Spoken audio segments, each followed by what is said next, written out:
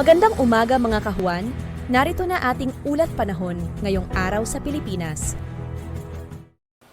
Magandang umaga po sa ating lahat, narito ang ating weather update para sa araw ng Huwebes, August 28, 2025. Patuloy natin minomonitor itong low pressure area dito sa west ng ating bansa at ito'y huling namataan sa layong 435 kilometers west ng Sangli Point, Cavite kaninang 3 a.m. Kung makikita natin, ito ay nakapulang bilog, meaning mataas ang tsansa nito na maging isang ganap na bagyo. Pero kung ito man ay magiging ganap na bagyo, ay ito'y malapit na dito sa border ng ating PAR line at palabas na rin naman ng ating Philippine Area of Responsibility. Sakaling maging bagyo, papangalanan natin tong Jacinto. Samantala, patuloy pa rin ang pag-iral ng southwest monsoon dito sa may southern Luzon, Visayas at Mindanao. Ilang bahagi po ng ating bansa ang makakaranas ng mga pag-ulan dulot nitong southwest monsoon, pati na rin ang yung trough or extension nitong low pressure area, lalo na dito sa ilang bahagi ng Luzon. Kaninang 5 a.m. ay naglabas tayo ng weather advisory hinggil sa magiging paulan na itong southwest monsoon or habagat natin. Inaasahan natin ngayong araw ang 50 to 100 millimeters of rain dito sa may Palawan, Occidental Mindoro at Antique. Gayon din bukas, inaasahan pa rin natin yung 50 to 100 millimeters of rain. Iba yung pag-iingat po para sa ating mga kababayan sa mga posibilidad ng mga pagbaha at mga pagguho ng lupa. Dulot na rin itong mga pag-ulan ng mga nakaraang araw. Para sa magiging panahon natin ngayong araw dito sa Luzon, kung makikita natin, malaking bahagi ng Luzon ang makakaranas ng maulap na papawirin na may mataas na tsansa ng mga pag-ulan.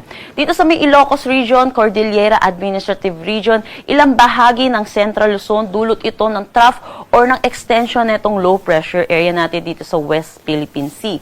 Samantala, dito naman sa may Mimaropa, Quezon at Bicol Region, mataas din ang tsansa ng kanilang mga pag-ulan, dulot naman ito ng southwest monsoon or habagat. Para sa Metro Manila, yung karatig lugar po natin at dito na rin sa ilang bahagi ng Cagayan Valley, makakaranas naman tayo ng bahagya hanggang sa maulap na papawirin pero may mataas pa rin na tsansa ng mga localized thunderstorm lalo na sa hapon at sa gabi. So iba yung pag-iingat para sa mga ating mga kababayan at magdala po ng mga pananggalang sa pag-ulan. Agwat ng temperatura for Metro Manila, 25 to 32 degrees Celsius. Lawag, 25 to 30 degrees Celsius. For Baguio, asahan natin ang 16 to 22 degrees Celsius. Tuguegarao, 24 to 32 degrees Celsius. For Tagaytay, 22 to 29 degrees Celsius. At Legazpi, 24 to 30 degrees Celsius. Para naman dito sa may Palawan, Visayas at ilang bahagi ng Mindanao, particularly dito sa may Zamboanga Peninsula, Northern Mindanao at Caraga, inaasahan din natin ang mataas na tsansa ng mga pag-ulan, dulot pa rin ito ng habagat. Kung makikita rin natin dito ilang bahagi ng Mindanao, makakaranas naman sila ng maaliwalas na panahon, pero asahan din natin yung init at alinsangan, lalo na sa umaga, tanghali hanggang hapon na may mataas na tsansa ng mga pag-ulan pagdating sa hapon at sa gabi.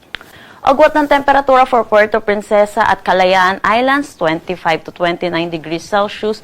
Iloilo, 25 to 30 degrees Celsius.